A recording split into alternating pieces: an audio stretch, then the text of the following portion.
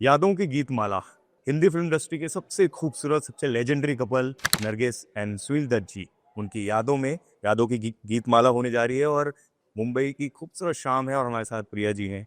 पहले तो क्या कहना चाहोगे आप? पहले तो मैं कहना चाहूँगी thank you very much for coming here today. और आज का जो शाम है वो बहुत स्पेशल शाम होने वाली है, क्योंकि जब आप यादों की गीतमाला कहते हैं तो ये शाम सिर्फ यादों से भरी होगी। उनकी जो म्यूज़िक है, उनके गाने हैं, और गानों के साथ आई थिंक एक बहुत सारे एनेक्डोट्स होंगे उनके लाइफ के बारे में। जी। सो जितने भी लोग यहाँ आएंगे इसे देखने के लिए, it will be a journey through their lives along with the songs. दीपक कपाड़िया लेकर आए ये आइडिया और उन्होंने ये भी कहा कि मल्टी सिटी करने वाले हैं।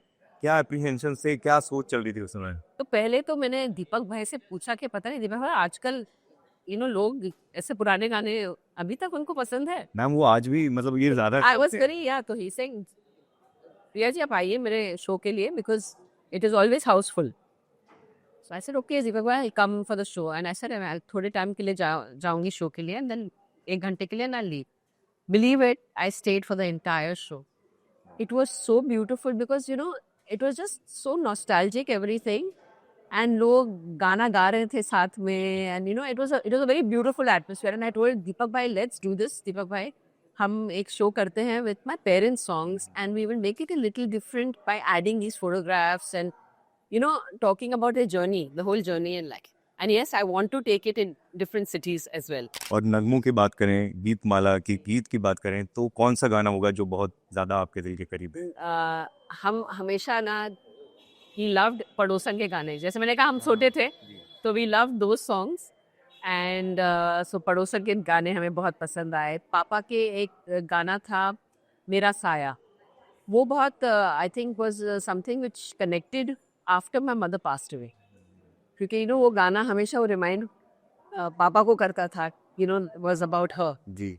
या so that also was a very strong memory for his. आज जो गीतमाला, यादों की गीतमाला है, उस पे क्या कहना चाहोगे आप? जी, बहुत अच्छा लग रहा है यहाँ आकर। पुरानी यादें ताज़ा हो जाती हैं। और दत्त साहब के साथ मैंने कुछ 5 पिक्चरें की और मेरी और ललित जी के साथ बहुत दोस्ती थी।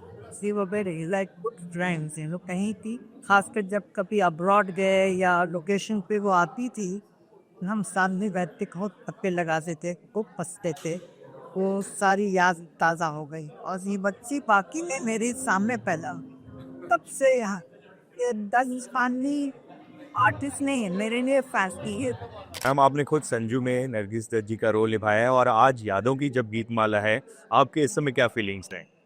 I feel absolutely honored that he has called me, and I just said yes, I'm coming for show because the legendary Nazis Daji's names foundation.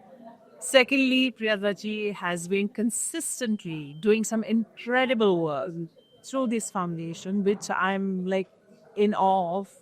So बहुत ही मुझे अच्छा लगता है कि ये जो फाउंडेशन है इतना अच्छा काम कर रही है और इतना सपोर्ट करते हैं कैंसर पेशेंट को, कितना हर साल कुछ ना कुछ करते रहते हैं, सपोर्ट करते रहते हैं। और मुझे मालूम है कि सपोर्ट इतना इम्पोर्टेंट रहता है जो कैंसर से जूझता है उसके।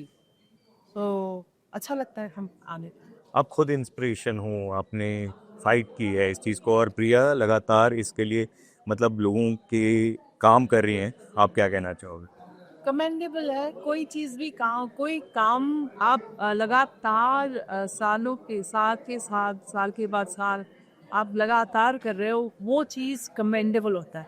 और ये सेंस ऑफ सर्विस है कि खुद रिटर्न में कुछ नहीं, लेकिन फिर भी हम सर्विस कर रहे हैं, हम दूसरों के लिए काम कर रहे हैं। को मैं प्रिया जी के इसके लिए मैं इस बहुत वो हूँ कि बहुत अच्छा करती हैं और मैं कुछ नहीं, ये इंस्पायर करती हैं कि कैसे दूसरों के लिए काम करना चाहिए।